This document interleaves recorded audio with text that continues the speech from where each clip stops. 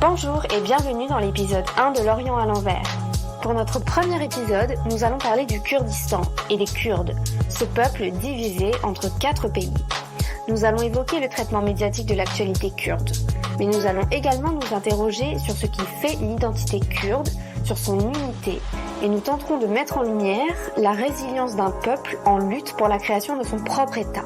Ce que nous appelons aujourd'hui le Kurdistan, c'est une région qui s'étend du sud-est de la Turquie, au nord-est de l'Irak, en passant par le nord-ouest de l'Iran, sans oublier les régions nord-est et nord-ouest de la Syrie.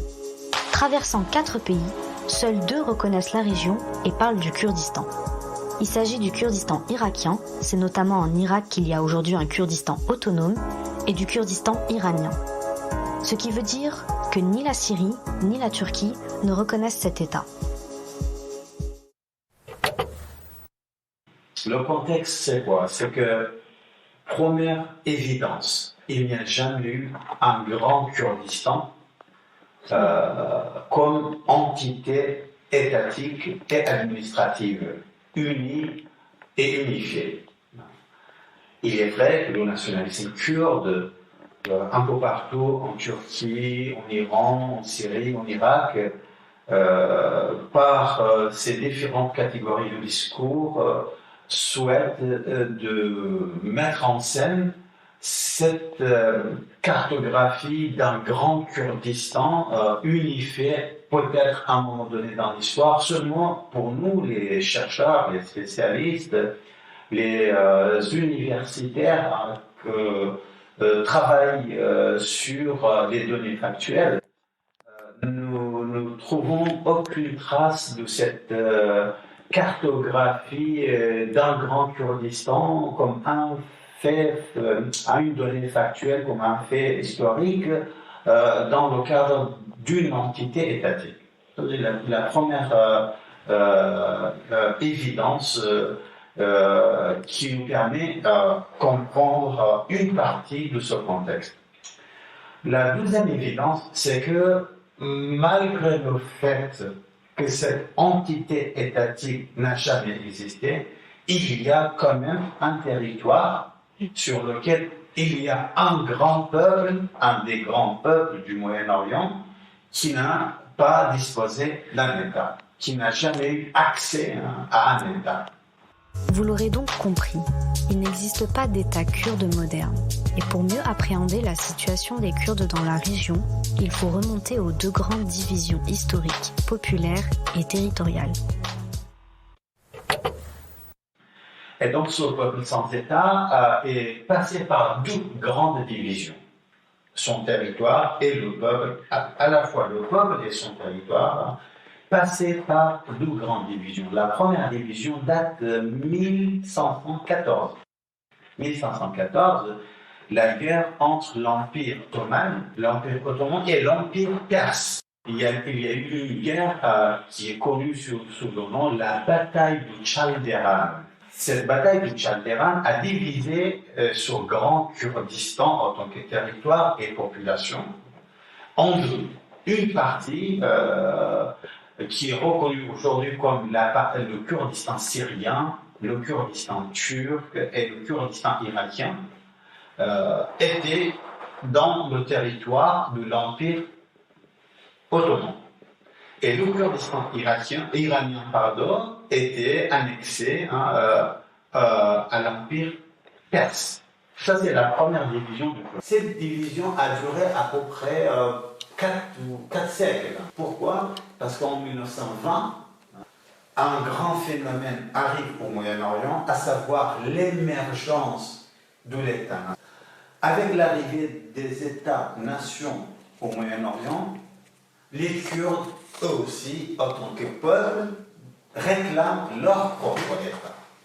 Et le nationalisme kurde va mobiliser un ensemble de corpus, des référentiels pour justifier la mise en place d'un État kurde. Cet État-là devait englober à la fois les Kurdes de la Turquie, les Kurdes de la Syrie, de l'Irak et de l'Iran. Le traité de Sèvres reconnaît cet État kurde à une condition, la mise en place d'un référendum et que les Kurdes réclament dans ce référendum leur aide. Les Britanniques, ils ont fait ce référendum, mais uniquement en Irak, dans le Kurdistan irakien, qui a été reconnu comme la province de Mossoul.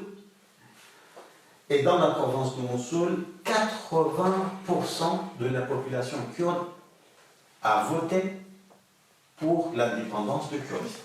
Seulement, dans l'administration britannique, il y avait deux branches.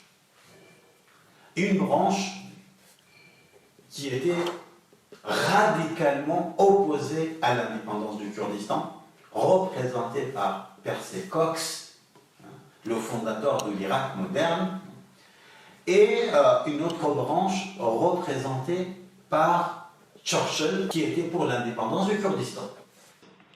Suite à 3 années de débat au sein de l'administration britannique concernée par le Moyen-Orient, l'axe de symbole est en terre l'indépendance du Kurdistan. Au même moment, le traité de Lausanne arrive, qui remplace le traité de Sèvres, et dans ce contexte international, par la première division, passera par la deuxième division et qui durera jusqu'à aujourd'hui. Aujourd'hui, dans les médias, on retrouve très souvent les expressions « les Kurdes »,« des Kurdes ». C'est notamment le cas du journal La Croix ou encore de National Geographic pour ne citer que.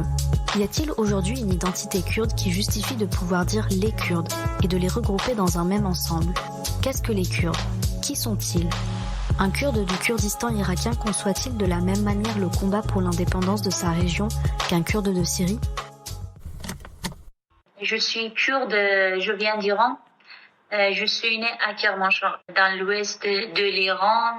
Je suis partie à Téhéran à 19 ans pour continuer mes études à l'université et jusqu'à quitter l'Iran et arriver en France. Moi, je m'appelle Algurt Samad. Je suis né en 1984 au Kurdistan irakien, plus précisément à la capitale du Kurdistan irakien, Erbil. J'ai grandi là-bas plutôt, dans la capitale. En Iran, les Kurdes parlent en kurde plusieurs accents. Par exemple, Kormaj, Sorani, Kalor et Orami. Par exemple, un Kurde de Syrie pourrait comprendre un Kurde d'Iran qui a un accent différent ou pas ? À cause de l'assimilation, pas beaucoup. Il y a beaucoup de mots arabes, de mots persans, il y a beaucoup de mots turcs. Est-ce que vous pensez que les Kurdes d'Iran se sentent proches des Kurdes de Syrie, des Kurdes de Turquie ou des Kurdes d'Irak ? Ouais, exactement, parce que les frontières ne peuvent pas, il faut pas nous séparer. Au Kurdistan irakien, au Kurdistan de Turquie et de Syrie, c'est différent. C'est très différent parce que ça dépend de pouvoir qui était en place. Par exemple, en Turquie, il y avait une vraie assimilation. Et en Syrie aussi.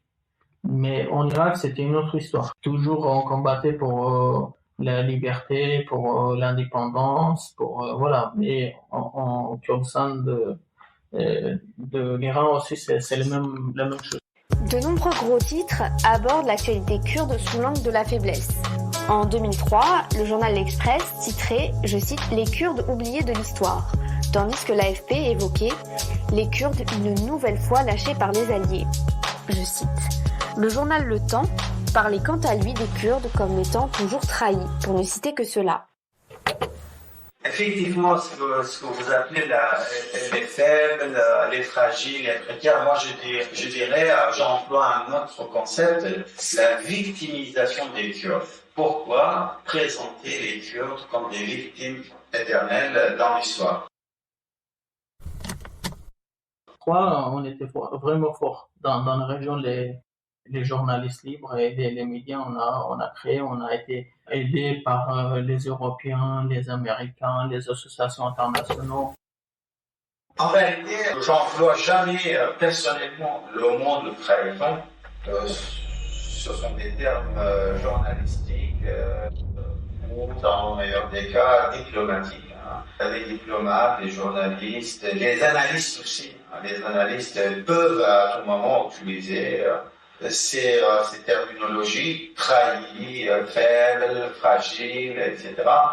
Moi, je ne me permets pas, en tant qu'universitaire, chercheur, sociologue qui travaille sur les faits, d'employer n'importe comment, n'importe quand et n'importe où des mots sans pouvoir les mesurer, les quantifier, les qualifier et les analyser. Voilà. Une donnée sociologique est une donnée observable, mesurable et analysable. Tous ces mots-là ne sont pas observables, analysables. Le monde politique ne fonctionne pas selon un référentiel basé sur des valeurs. La trahison est une valeur, n'est-ce pas, positive ou négative. Les fragiles ou les précaires, etc., ce sont des valeurs. Comme je dis au début, on parle des Kurdes quand il y a un événement, il y a la guerre, ou il y a une stabilité dans la région, et il y a, voilà, quand il y a Daesh, Al-Qaïda, tout ça, on parle des Kurdes parce qu'on est au centre d'une région qui est pas du tout stable, dans le Moyen-Orient et dans le Proche-Orient. Mais le regard des médias français, à mon avis, plutôt, c'est pas très différent que le regard de pouvoir politique en place qui voulait transmettre, comme on dit là, l'image de Kurdistan à l'étranger, notamment les Occidentaux.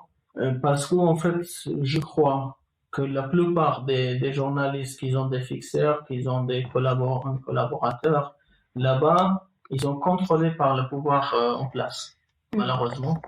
On peut aborder les sujets très différents. Par exemple, quand on parle de liberté d'expression dans la région de Kurdistan irakien, on parle de quelques rapports, trucs qui a été publié par Human Rights Watch ou par Reporters sans frontières. Directement, les journalistes, ils travaillent pas sur ça. Et pourquoi aujourd'hui, il n'y a pas d'État kurde ? Si les Kurdes n'ont pas à ce jour accès à l'État, ce n'est pas parce qu'il y avait une guerre civile entre les Kurdes et que les Kurdes ont une économie précaire et fragile et que les Kurdes n'ont pas accès à la mer et que les Kurdes sont divisés à l'intérieur. Non, tout simplement parce que le système international et régional ne permet pas l'émergence de cet État kurde. Ne se place pas, ne se trouve pas à Erbil, à Diyarbakir, à Khamishli ou à Sanandaj. Ce dernier mot se trouve dans les grandes capitales, à Washington, à Paris, à Londres, à Berlin, à Pékin ou à Moscou. Pourtant, aujourd'hui, il semble que nous sommes dans un moment kurde. Qu'en est-il de la résilience des Kurdes ? On considère par ailleurs les Kurdes comme de véritables héros de guerre. Les femmes soldats kurdes ont notamment attiré l'attention et ont fait l'objet d'une mythification, témoignant d'un peuple uni, incroyablement moderne et innovant. Mais qu'en est-il vraiment ? Il faut comprendre que le Kurdistan ne se trouve pas en France, aux États-Unis d'Amérique. Le Kurdistan n'est pas une province de l'Allemagne. Le Kurdistan, parce que souvent les journalistes nous disent le Kurdistan est le havre du paix, le modèle démocratique au Moyen-Orient, le modèle de la tolérance absolue dans un monde en 1000 morceaux, n'est-ce pas ? Non, il ne faut pas tomber dans l'extrémisme. Le Kurdistan irakien, syrien, turc, iranien, ces Kurdistans font partie intégrante du Moyen-Orient. Tous les problèmes du Moyen-Orient, toutes les fragilités du Moyen-Orient, toutes les forces du Moyen-Orient se trouvent également au Kurdistan. Vous parlez de la tolérance au Moyen-Orient, il y a la tolérance au Kurdistan. Vous parlez de terrorisme, ou maintenant, il y a du terrorisme au Kurdistan. Autrement dit, il est primordial prendre de la distance avec toute cette aide journalistique pour voir la réalité des Kurdes telle qu'il est. La réalité des Kurdes telle qu'il est, c'est quoi? C'est que ce qui se passe à Bagdad, à Damas, à Téhéran, à Ankara, à Riyad, à Abu Dhabi, c'est exactement le même système de fonctionnement RD. Autrement dit, vous n'avez pas un peuple idéatypique, diaboliques, qui n'ont pas des compétences et qui ne peuvent pas entrer dans l'histoire parce qu'ils n'ont pas la qualification ou les qualifications nécessaires. Non, ce sont des acteurs ni idéalisation, ni diabolisation, mais la réalité telle qu'elle est. Parler des Kurdes, de l'identité kurde et de la société kurde nous amène directement à nous interroger sur la place des femmes kurdes. Dans la culture des Kurdes, on danse ensemble, les femmes et les hommes. Oui, on travaille ensemble. Dans notre culture, dans notre histoire, les femmes ont beaucoup de valeur dans la famille. Enfin, j'aimerais qu'on aborde un peu le thème de l'intégration économique des Kurdes dans la région. Et j'aimerais faire un focus notamment sur le Kurdistan d'Irak. Donc ma question est la suivante. Est-ce que le Kurdistan d'Irak s'est intégré économiquement dans la région ? Au Kurdistan syrien, c'est la guerre de tous contre tous. Pourquoi? Parce que le Kurdistan syrien est dans ce pays, la Syrie, dans une série qui ont fait dans la guerre civile. Les gens ne sont pas à la recherche d'un développement économique, de la mise en place des infrastructures, mais plutôt comment survivre. Comment survivre, c'est ça la question fondamentale dans le Kurdistan syrien et dans la Syrie aujourd'hui d'une manière générale. Et donc la question se pose au Kurdistan irakien. Au Kurdistan irakien, il est vrai, 40%, entre 30 et 40 pour nuancer, de pétrole irakien se trouve dans le Kurdistan irakien. Et quand je dis dans le Kurdistan irakien, à la fois dans le Kurdistan dans le territoire dirigé par le GRK et dans le territoire disputé avec Bagdad. Et quand je dis disputé, vous avez à peu près 1250 à 300 kilomètres de Kurdistan disputé avec Bagdad. Qu'est-ce que signifie disputé? C'est que Bagdad pense que ce sont des territoires irakiens et le gouvernement régional du Kurdistan pense que ce sont des territoires kurdistanais, pas forcément kurdes, parce qu'il y a d'autres minorités qui vivent sur ce territoire, comme des Turkmènes, comme des chrétiens, comme des yézidis, etc. Et donc, ce sont des territoires kurdistanais qui font partie du gouvernement régional du territoire. Alors, donc, dans ces 12 territoires, enfin, dans le Kurdistan, dans le grand Kurdistan irakien, il y a environ 30 à 40% de pétrole irakien. La totalité de pétrole qui se trouve sur le territoire dirigé par le GRK, par le gouvernement régional du Kurdistan, c'est vendu par le gouvernement régional du Kurdistan. Bagdad ne peut pas vendre à ce jour-là un seul baril de pétrole kurde. Ce pétrole kurde passe par où? Le Kurdistan n'a pas accès à la mer. Il passe par la Turquie. Et par la Turquie, c'est-à-dire par le port de Ceyhan. Et donc, le fait que le pétrole kurde passe par la Turquie, c'est qu'il y a un partenariat sécuritaire, diplomatique, politique et aussi économique entre Ankara et Erbil, entre la Turquie et le Kurdistan irakien. Autrement dit, le Kurdistan irakien a pu s'intégrer dans le système régional en tant que partenaire crédible sur qui on peut compter et avec qui on peut faire des affaires à la fois sécuritaires, politiques, économiques et diplomatiques. Peu traité dans les médias, un seul article en France a été écrit à ce jour sur la situation des Kurdes d'Iran. Que se cache-t-il derrière l'absence d'informations sur ces Kurdes? Et surtout, quels en sont les enjeux? Moi, je trouve que plutôt on parle des Kurdes dans les médias anglais que les médias français. On peut pas aborder des sujets très différents. Les Kurdes vivent en Iran depuis des milliers d'années, vraiment. On est les plus anciennes nations en Iran. Autant que Kurdes, En tant qu'un enfant kurde, vraiment, on se sentait toujours, on est en danger. Le danger d'assimilation d'une culture, la perte de la langue maternelle, tout ça, c'est danger pour nous. Moi, en tant qu'une chanteuse, la langue, c'est un élément vraiment très important pour découvrir la culture, identifier chacun de nous.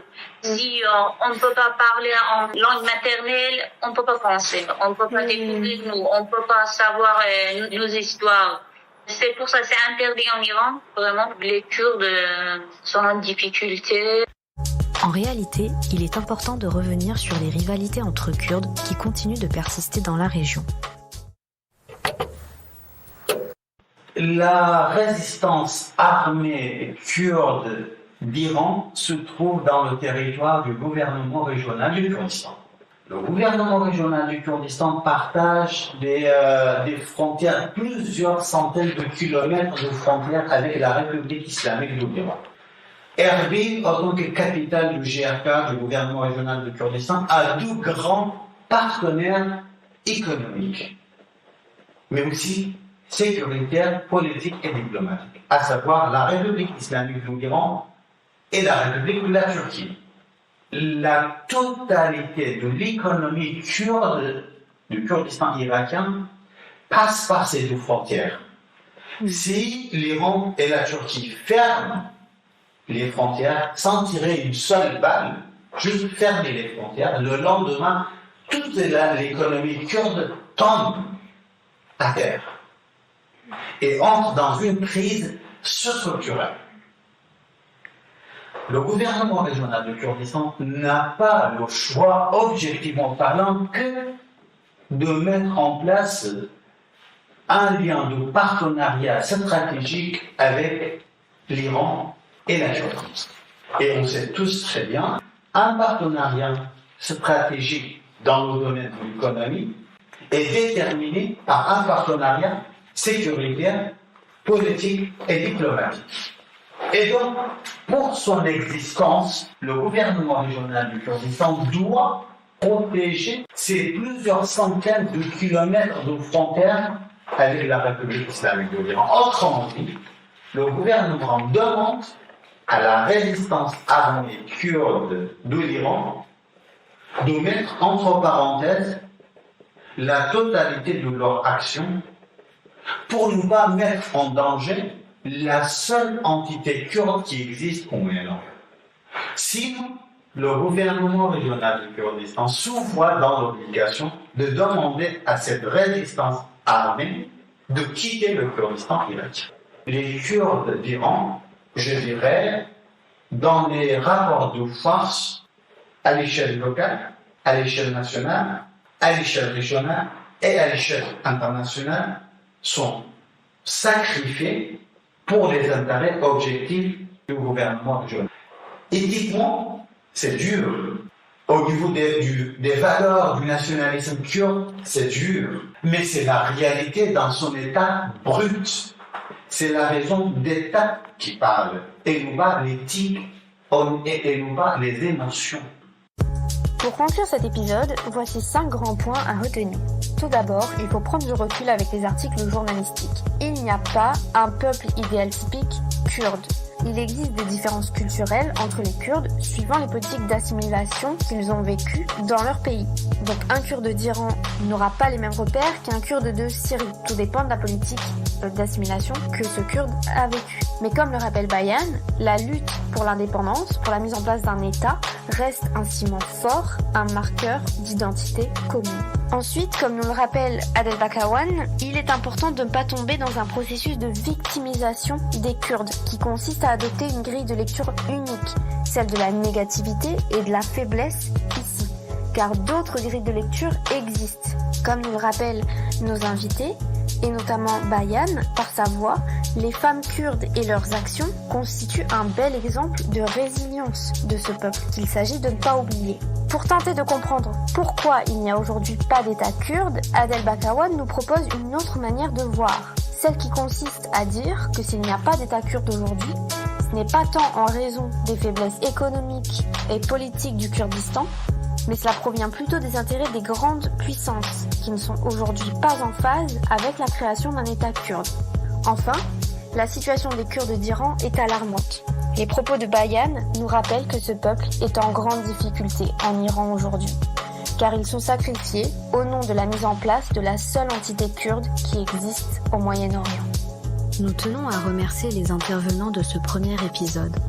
Les témoignages et prises de position de nos invités sont le reflet de leur expérience personnelle. Loin de livrer une vérité absolue, ils apportent un éclairage important dans la construction d'une information juste et inclusive. Ce podcast a été réalisé en partenariat avec la Maison des journalistes.